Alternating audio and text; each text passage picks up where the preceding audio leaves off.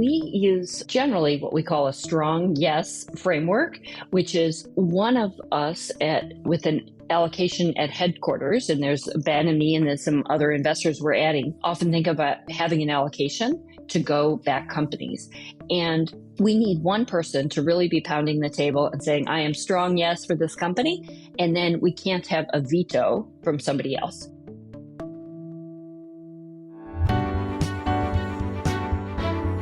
You are listening to The Sure Shot Entrepreneur, a podcast for founders with ambitious ideas. Venture capital investors and other early believers tell you relatable, insightful, and authentic stories to help you realize your vision. Welcome to The Sure Shot Entrepreneur. My guest today is Dwane. Anne is a co-founder and partner at Village Global. Village Global is a seed stage venture capital firm based in San Francisco Bay Area, chaired by Reid Hoffman and backed by many industry luminaries. Anne and I are also co-investors in a company called Juno. We're going to talk about some of her investments. We'll hear stories about how she makes investment decisions, what gets her excited, when does she say yes, and what's the process she follows. Why does she say no sometimes? That happens quite often as well. We're going to talk to her and learn about her style of venture capital investing. And welcome to The Sure Shot Entrepreneur. Gopi, thank you so much. It's a privilege to be here. Let's start with you. Tell us about yourself. You were born in New York, and now you've moved and West Coast has become your home. Tell us about that journey and how did you become a venture capital investor? Well, I always loved entrepreneurs. Even as a kid, I was trying to think about what businesses could you start. And I loved this early definition of what is an entrepreneur. An entrepreneur creates value beyond resources currently controlled. So it's alchemy. It's making 1 and 1 equal 11. And I just love that idea. And I didn't know anyone who started a business, really, but I got my first job. It was my first and only job out of school. First in market research and then in brand management at Planters Peanuts. And with some other people, got the opportunity to propose a new business to start. And within Nabisco, and it was called Nabisco Direct. And if you can believe it, it's 1996, way back in the 1900s, we thought about using the internet. And this group of colleagues and I pitched the CEO on formulating Nabisco Direct, which would be a division that would leverage the internet to extend our brands. And it was pretty clear that the CEO didn't really think it was a great idea. And we went away. A little bit later, that next week, we got a call from the staff of the CEO who said, can you come back and pitch that idea again? And we said, sure. What happened? And they said, well, the CEO was at a cocktail party over the weekend and someone said, what's Nabisco doing on the internet? And he said, we're going to start a whole division to focus on it. So sometimes it works out pretty well. So we got to work on that early. And it was an example of intrapreneurship, I think. And I really decided it was time, especially in the late 90s, this thing of the internet might actually stick around for a while. So decided to go to business school and really leverage business school, I always say, for a couple things. Number one is to make great friends. And I would always encourage people to invest in themselves and invest in their networks early. And then came out of business school and started a business with my study group member. I see how your career has evolved. You've had only one job, and all the other jobs were entrepreneurial endeavors that you created for yourself. And this is the first entrepreneurial endeavor you're talking about coming out of business school, right? Yes. So it gets even funnier because I got out of business school and I drove cross country and I had accepted a job at a startup. It was a 20-person startup. It's pretty exciting. And I arrived and the CEO said, come into my office. And I said, this is going to be great. I'm going to work with the CEO. And he said, I just sold the business and I actually kind of forgot that you were starting. So you're not part of this new venture. Good luck. It's, the internet is doing well. So good luck. So that was my first startup job experience, which is, it didn't end well for me, but it didn't even start. It looks like. Correct. So can you be fired if you've never really been onboarded? I don't know, but it was kind of one of those blessing in disguise. Right? Because I got unleashed in Silicon Valley. And very fortuitously, my study group member was on a Naval Reserve weekend. So he flew for the Navy, 1 weekend a month, 2 weeks a year. And he was sitting around and people were complaining about how hard it was to stay in touch with their friends, to access their military benefits, like VA home loans to buy a home or whatever it is, the GI Bill to go to college or school. And he said, wow, if there's a women.com, which was a very popular website at the time, there should be a military.com. And we should have an online community. And we won't leverage technology to do anything else but to help behavior that people are already doing be faster, easier, and cheaper. Because changing behavior is hard, but kind of unleashing and removing the friction from existing behavior is a big idea. So we started military.com and we were very fortunate to have great investors, but 2001 hit. And we had to, unfortunately, trim back the company. We had to reduce headcount. We had to reduce costs and kind of hunker down. Does this sound familiar to today's? And I'll never forget, one of our board members said, well, you thought like launching an F-18 off the carrier. And in fact, building a startup is a lot more like being in a lonely Humvee crossing the desert. And that is actually true. It's not that glamorous, right, to build these startups. And they generally take longer than everyone expects. But we ratcheted back. We had a great team, really focused on the community. And we ended up making a successful business. And in 2004, that was acquired by Monster, which was in the job space. And that was a large customer of ours because lots of people come out of the military and they get jobs. So that was great. Spent some time at Monster, and Monster was at the time a Web 1.0 company scaling to $1 billion of revenue. And it was fun to see a company grow like that, kind of successfully, but I knew I would want to go back early. So went back early stage to a little company called Zinch and run by a college dropout, his friend and his brother, almost like a LinkedIn for high school students, and another community that would help make it a cinch to get in and pay for college for Generation Z. That's Zinch. And my timing isn't so great because it was 2008. I saw another market crash. But the good news for all the entrepreneurs out there is these markets are the best time to be building. The bar is high. You have to have an overwhelming value proposition for your customer. And as we used to say, you have to be absolutely essential or overwhelmingly entertaining in order to be successful in these markets. Is it really true that it's a good time to start a company in the downturn? Isn't it hard to raise funding? Isn't it hard to get customers to pay? Yes, it is hard. I would say the pressure creates diamonds. And the fact that the bar is high disciplines you and your team to build the very best product. And I think the secret to startup success is to create overwhelming value for your customer and then to capture a small percentage. But the best startups aren't a little better than out there. They are 10 times faster, 10 times cheaper, 10 times better. And I think it's good to aspire for that. You have now become an expert in building online communities. You've done a couple of companies in that space. Then eventually you decide that you want to move closer to the investing side of the world. You decided to start GSV Acceleration Fund, the early stage venture capital fund there. How did you make that transition, or why did you make the transition in the first place? What got you interested on the investing side? Well, I'd done a little bit of angel investing.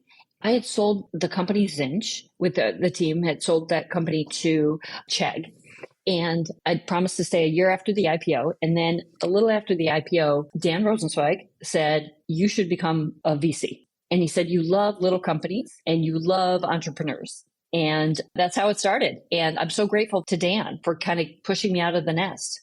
Was it a big change at that time? Now it's been a few years and you're really enjoying and you've made so many investments.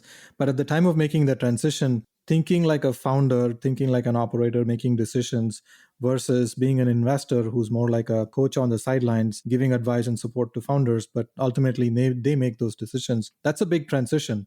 And I've worked with so many VCs who have successfully made the transition. I've also seen quite a few VCs who struggle with it and some decide that, investing is not my thing. How was the transition for you and how is your experience as a founder helping you as a VC? It's a good question because I think VCs can come from any background. I think that I would say there's pluses and minuses. So the pluses are, I think we are some of the luckiest people in the world to have this job. So we're meeting ambitious people who want to dent the universe and hopefully can, especially at the early stages, help put them in business. That's really exciting to be part of their journey. And you're exactly right. We cannot take the wheel. This is not ours. So, and that's probably a good thing because I'm very careful that if a founder has a question or a challenge, I don't want to say, here's the way it's done. And in fact, on our model, which is very network driven, I will often say, I don't know, but I know someone who knows. And generally the person to best help you see around a corner today is someone who has just rounded that corner, not somebody like me who rounded the corner 10 years ago. I mean, it was really apparent when in the pandemic, people were raising Series A rounds, whatever, on Zoom. And I thought to myself, there's no VC in the world who has ever done this before, right? So all we could do is lean on other people like peers. And I would say in venture, the highs are not as high and the lows are not as low because you don't own it. It's diversified. And my only hope as a VC now at this point in my career is that having seen a lot and made a lot of mistakes and have the scars to prove it, is that I can be a super connector and maybe help people frame things up a little bit to inform their decision making. Okay, let's talk about Village Global. This is leading up to a crescendo here. Why did you decide to start Village Global, and how is Village Global different from other VC firms? Well, when we started Village in 2017, the world did not need another venture firm. But our thesis was that many venture firms, all venture firms, kind of say we have a network, but we are a network, and social and professional networks have changed so many industries, but not necessarily early stage investing. It used to be very much about who you knew, and the idea that venture capitalists would sit on Sand Hill Road and wait for the deals to come to them was kind of pervasive. And we were inspired by the Scout programs by Sequoia and others, which says, hey, don't just wait for the deals to come to you. Go out and try to leverage operators who are in the ecosystem, who are first call for founders who are thinking about starting something early. And those people who are proximate to the people, the technologies, the markets that are where the founders are actually best informed to make the decision about the next founders. Because we like to think that some of the founders we back, if their business plan was sent to a more traditional firm, they might get passed on because they look too out of pattern. And so we really thought about that. And then the other thing to break through in a pretty crowded environment in 2017 is we were fortunate to work with our chairman, Reid Hoffman, and really think about some of the world's most successful founders. And would they want to engage and back the next wave of early stage founders? And would they not just invest some capital, but lend their names to the initiative? And even in many cases, agree to engage with the breakouts in the portfolio. And 6.5 years in, we've been really lucky that we've had more than a dozen of those epic founders participate in follow-on rounds of the companies that we backed very early. And it is a thriving network of ideas and exchange. So Village Global is essentially built with the backbone of a strong network. And in your network, you have pretty much who's who in tech, who's who in Silicon Valley. Let's talk about your investment thesis and number of investments you make before we go into more details about startups. How many startups do you typically invest in, and what stage do you invest? So we invest at the very earliest stages. So it can be a founder or a team with an idea. It can be pre-revenue, right alongside friends and family, sometimes that inception stage, pre-seed or seed. And you asked how many we invest in, and it's big. So we invest in over 150 companies in a fund. So that might be 30 to 50 companies per year. And the way we can do that without having a spray and pray approach is those scouts that we talked about. We work with angel investors who we think are first call for founders who are starting today. And these people are early and trusted and helpful. And we work with them very closely to kind of vet the founders and then figure out how do we combine generally their sector or their expertise, I would say, with our broad network. That's a lot of companies. It's a lot of companies, but we have a lot of help. And we're fortunate to work with those amazing angel investors in our network. And then over the past couple of years, as some of the world's best angels went pro and raised a small fund, we actually have gone on to back some of those small funds. So our real goal is to collaborate with the best first call investors in the world in order to source, select, and support very early stage founders at scale. And, it takes a village. No pun intended, but we think that breadth of the portfolio, number one, is good for returns, but more importantly, is good for founders because of that peer-based community and the opportunity to learn from one another. You're truly building a village here, I see. Yeah, that's right.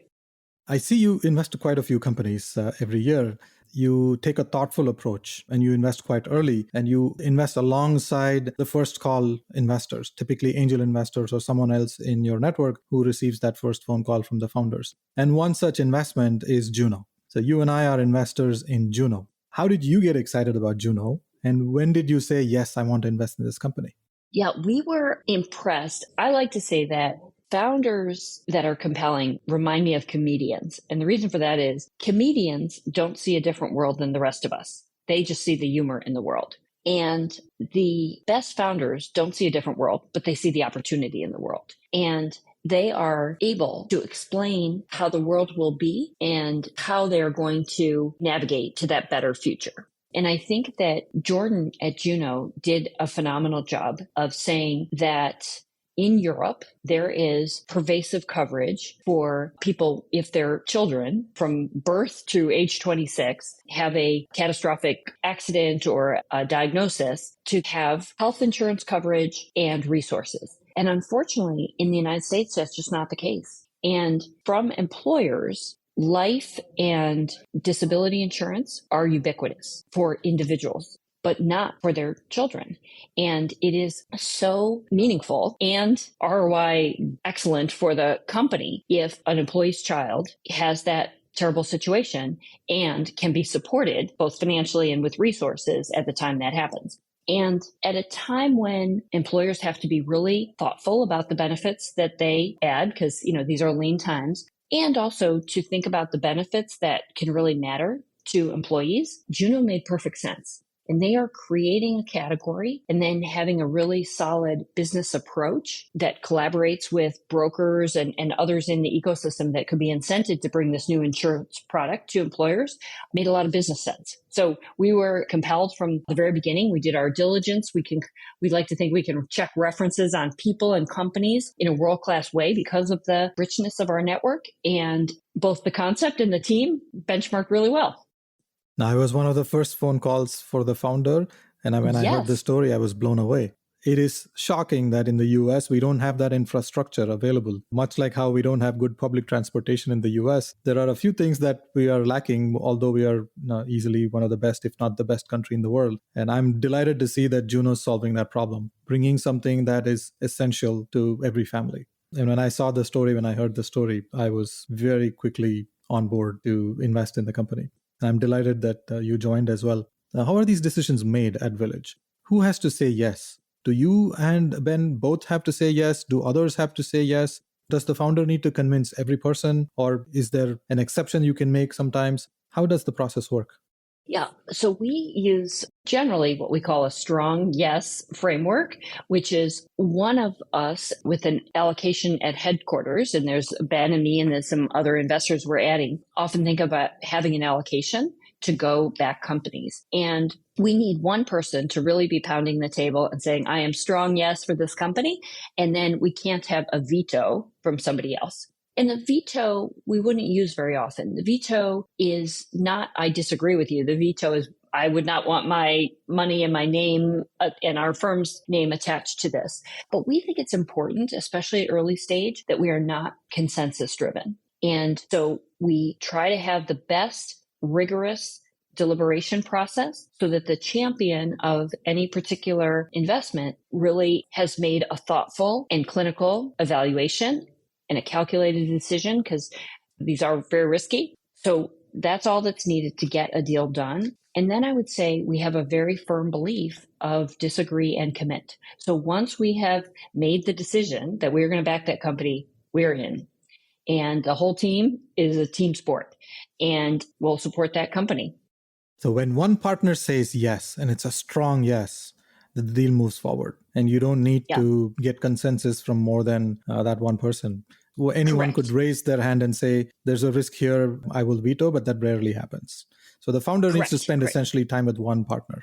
Yeah, although I would say that we often bring the founders in to meet the investment team, and then we all try to be as thoughtful as possible about what could go right and what could go wrong. Okay. We talked about Village Global at a high level. We talked about specific startups. Can you talk about some themes of investments that you're very excited about? Yeah, we are more founder driven than thesis driven because we feel like at the earliest stages, we want to keep an open mind.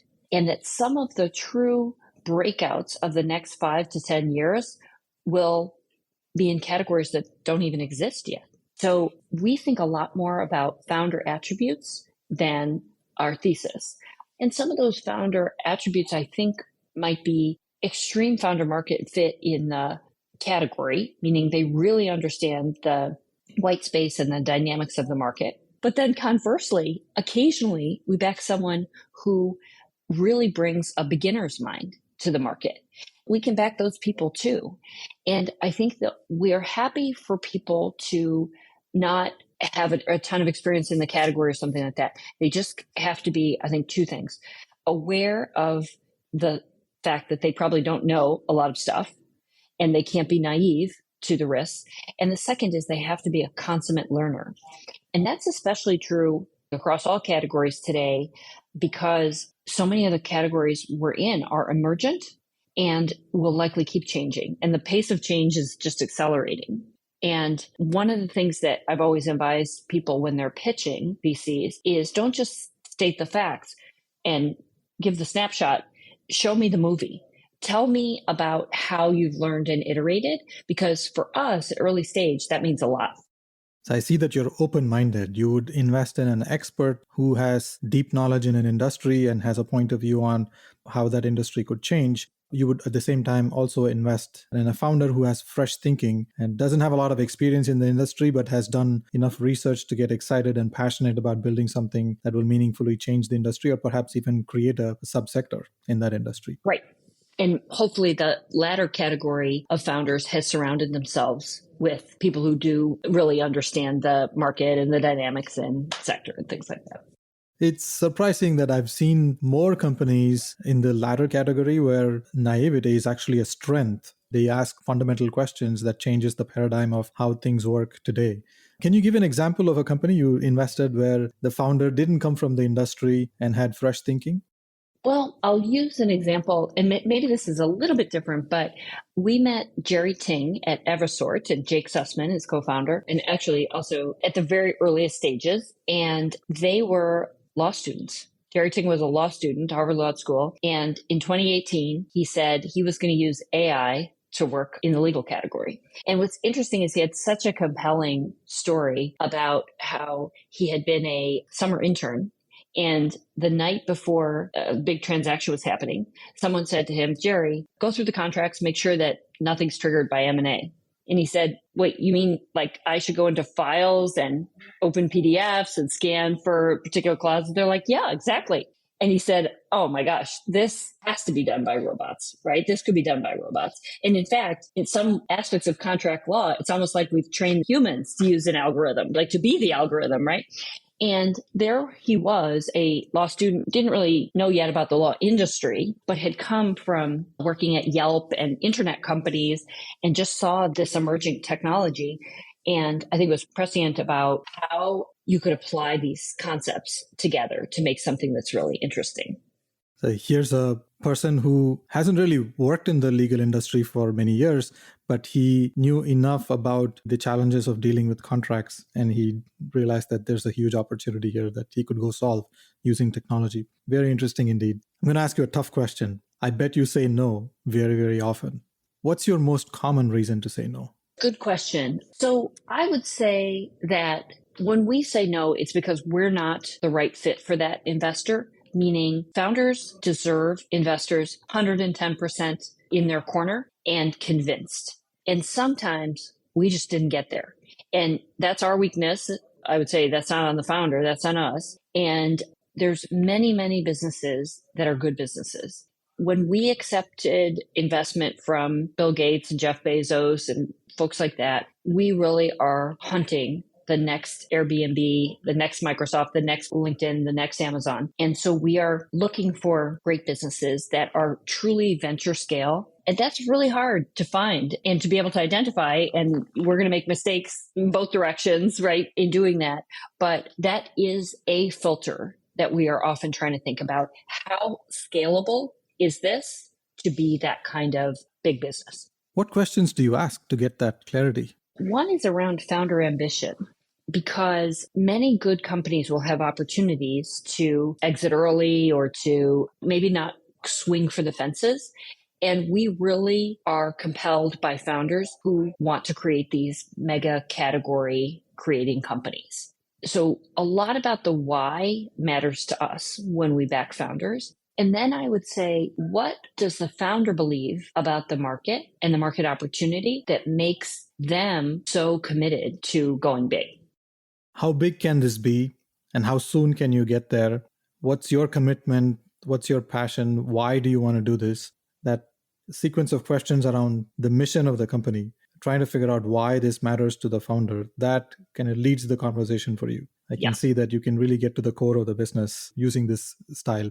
I want to ask you about the industry in general, venture capital industry, before we conclude our conversation. You've been a founder for many years. You've been a venture capital investor for many years. You've seen the ecosystem evolve. What is one thing that you would like to change to make this venture capital industry better? Good question. I am an optimist by nature, and I do feel like the industry in many ways is trending in the right direction. I think what I would love to see is less us versus them in tech overall. I think it's like in so many other aspects of life, there's polarization, tech and not tech. And I think there's an opportunity for software to provide human superpowers and to enable them. At Chegg, where I was before Village, we didn't say we're in the ed tech company. We were an education company that leveraged technology. And that way, I hope that framing makes us all more collaborative. Strangely, VCs invest in innovative companies that use technology to revolutionize the various industries, but technology is barely being used in the VC industry itself. There's some better tools, some better ways of running a VC firm, but there's a lot that we can do to give superpowers to VCs so they can automate many of those things and focus on founders instead of doing a lot of the mundane tasks. I can see the potential there. I want to ask you one last question before we conclude. Is there a nonprofit organization you are passionate about? Which one? This is such a great question. I really appreciate you asking it. And I was introduced to a part of UCSF that works with disadvantaged children. And I think this group really spun up during the pandemic, and they realized that they really just have overwhelming demand for their services. And I just feel like we can have the opportunity to make sure that those children get a hand up. What I'd love to support is UCSF Benioff Children's Hospital's Center for Child Protection, and it's helping abused victims find hope and healing. I understand how important the topic is. Many people don't have access to resources, and I'm delighted to see that you support the organization. For many years, I've been a volunteer at a school called Achieve Kids that serves children with special needs. And a vast portion of the population comes from disadvantaged families where they don't have access to resources like that. In fact, that was the reason why I got excited about Juno, because when I met Juno, I could relate to so many different families that could benefit from having the product that Juno was building. And that would have made a big difference to all those families if it existed 10, 20 years ago.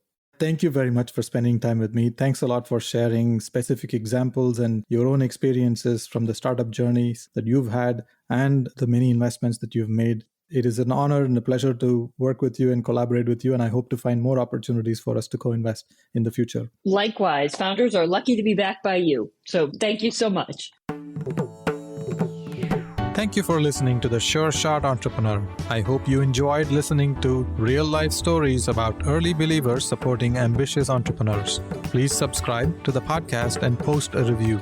Your comments will help other entrepreneurs find this podcast. I look forward to catching you at the next episode.